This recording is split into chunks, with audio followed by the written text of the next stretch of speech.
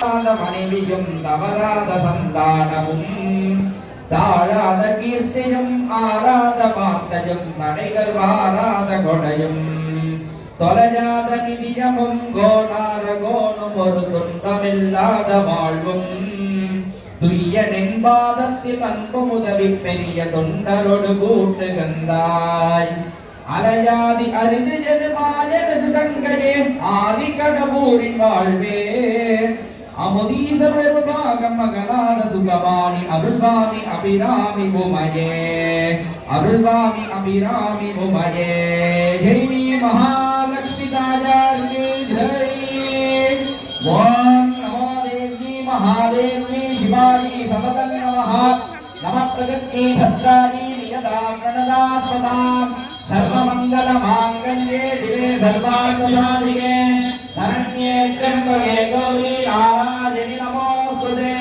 सर्वबाधा प्रशमनं त्रैलोक्यशाकिरेश्वरी एवमेव त्वया कार्यम् अस्मद्भैर्विनाशनम् बहुत्वैवक्त्वस्वाये बहुपदाभिगारी बहुव्रीह्यवादे बहुमानदिलारे बहुभिरण्यादे बहुभक्तिकाले बहुदातपूर्णादे रहिमत्ति पुट्टिमत्ति बहुराजस्पोषादे राजास्तु शीतले त्वं जगन्माता शीतले त्वं जगत्पिता शीतले त्वं जगद्धात्री शीतलायै नमो नमः त्रिपुरात्मस्वरूपिणी दीपमहालक्ष्मी नमः महामार्गी नमः ओम रूपं पदं श्रियं देहि यशो वीर्यं गजानना मेधां प्रज्ञां तथा कीर्तिं विघ्नराज नमोस्तुते एकदन्ताय विद्महे वक्रतुण्डाय धीमहि तन्नो दन्ति प्रचोदयात् बृहस्पते सुतायास्य मत्पजोनेः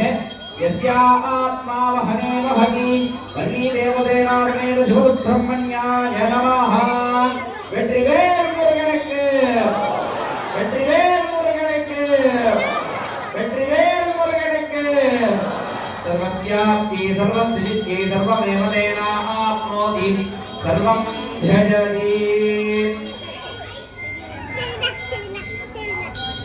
जय आदिपराशक्ति के जय வெற்றிவேல் முருகனுக்கு வீரவேல் முருகனுக்கு ஞானவேல் முருகனுக்கு சக்திவேல் முருகனுக்கு ஆறுபடை வீடு முருகனுக்கு மஸ்கட் முருகனுக்கு இந்த விளக்கு பூஜை பண்ணீங்களா எல்லாரும் அம்பாளுக்காக பண்றது அப்படிதானே அம்பாளுக்கு என்ன சிறப்புன்னு சொல்ற பெண்கள் எல்லாம் நல்லா கவனிக்கணும் என்ன பண்ணிட்டு இருக்கீங்களோ அப்படியே நிறுத்தி வச்சு நான் சொல்றத நல்லா கேளுங்க பாப்போம் ஆண்களும் நல்லா கேட்கிறீங்க வாழ்க்கையில நம்ம நல்லா இருக்கணும் முக்கியமா திருமணத்துக்கு பிறகு அந்த திருமண வாழ்க்கை மகிழ்ச்சியா இருக்கணும்னா என்ன பண்ணணும் அப்படின்றத அம்பாள் முருகன் இவங்கெல்லாம் நமக்கு சொல்லித்தாங்க அதெல்லாம் இப்ப அந்த ரகசியத்தை தான் உங்களுக்கு சொல்ல போறேன் நான் எப்பவுமே ரகசியத்தை மைக் வச்சு நான் சொல்லியாரு வள்ளி அந்த வள்ளியோட பொன் அடி மீது தங்கம் போல இருக்கக்கூடிய அந்த பாதத்தின் மீது தன்னுடைய தலையை வச்சு வணங்குறானா முருகப்பெருமான் இதையும் நான் சொல்லல அவரை கேட்டு சொல்றேன் பெண்கள் நல்லா கவனிச்சிட்டீங்க இதுதான் பெண் பேச்சாளர்கள் நாங்க கூப்பிடுறதே கிடையாது அப்படி கிடையாது ஆண்கள் தான் இந்த நிகழ்ச்சியை எடுத்து நடத்துறதுக்கு அவங்க எவ்வளவு பாடுபட்டாங்கன்றத நான் பார்த்துருக்கேன் இதுக்கான பொருட்களை கொண்டு வந்ததாக இருக்கட்டும் ஏற்பாடு செஞ்சதாக இருக்கட்டும் அதனால நம்ம எப்பவுமே நான் ஆண்களை வந்து எந்த ஒரு மேடையிலும் நகைச்சுவைக்காக கூட நாங்க ஓம் பிரகாஷ் கைத்தட்டிய ஒருவருக்கு நன்றி தன்னவருக்கு கைத்தட்டிடுறேன் ஆனா அம்பாளுடைய சக்திக்காக நான் சொல்றேன் இந்த விளக்கு பூஜை அப்படின்றது எதுக்கு பண்ணணும் தமிழ்நாட்டுல வேதாரண்யம் ஒரு ஊர் திருமறைக்காடுன்னு பேரு அந்த வேதாரண்யம் கோயிலுக்கு ஒரு எலி வந்தது திருவிளக்குல இருந்த அந்த விளக்கினுடைய சுடர் அணைகிற மாதிரி இருக்கு எலிக்கு அது தெரியுமா இது விளக்குன்றது தெரியாது சுடர்ன்றது தெரியாது அணைகிற மாதிரி இருக்கிறது எதுவுமே தெரியாது அதுல நெய் இருக்கும்ல அந்த நெய்ய பார்த்த எலி என்ன பண்ணுச்சு ஏதோ சாப்பிடுற பொருள் போல இருக்கு நம்ம போய் சாப்பிடலாம்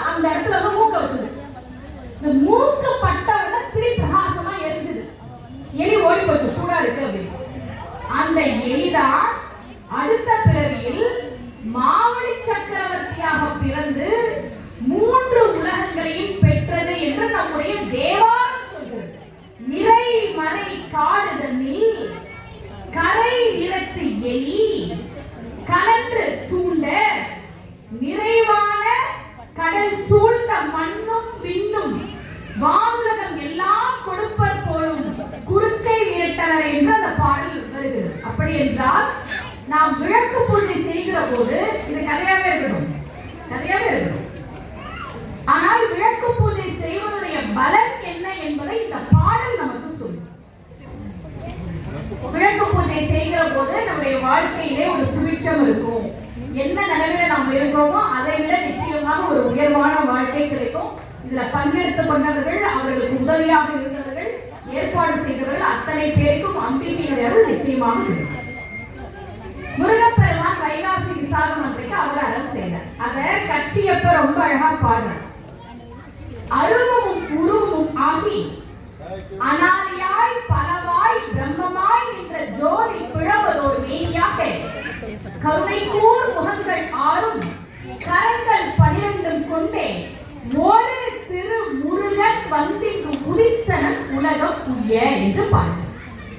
முருகன் உலகம் உய்வதற்காக, உலக மக்களின் நன்மைக்காக வந்து பிறந்தான்னு சொல்லல, உதித்தான்னு சொன்ன. நம்ம 2 காலையும் பிடிக்கிறவன நீ நல்லா 12 நேரம் அள்ளி கொடுப்போம் அப்படின்னு கைய 2ஆ வச்சுக்கிட்டான், கைய 12ஆ வச்சுக்கிட்டான், காலை வந்து 2ஆ வச்சுக்கிட்டான். இதுல பாருங்க கணக்கே தப்பா வருது. அடுத்த சைஸ் பாருங்க. முருகனோட கையம் பெரிய கையம். எல்லாரும் அப்படிதான் பாடுறாங்க. பருத்த தோள்கள், முற்றிய தோள் அப்படிதான் பாடுறாங்க. ஆனா கால பாடுன எல்லாம் சிற்றடி சின்ன பதம் பாடுறாங்க. முருகன் பெருமானே அப்படிதான் பாட சொன்னார். அருணகிரியாருக்கு அடி எடுத்து கொடுக்குறாரா? அடி எடுத்து கொடுத்த போது முருகன் பெருமான் அருணகிரியார் கிட்ட வயலூருக்கு வா அப்படின்னு சொல்லி நீ திருப்புகழ் பாடு, எதெல்லாம் வச்சு பாடணும் ஒரு பட்டியல் சொன்னார் முருகன். அது முருகனே பாடுற திருப்புகழ்.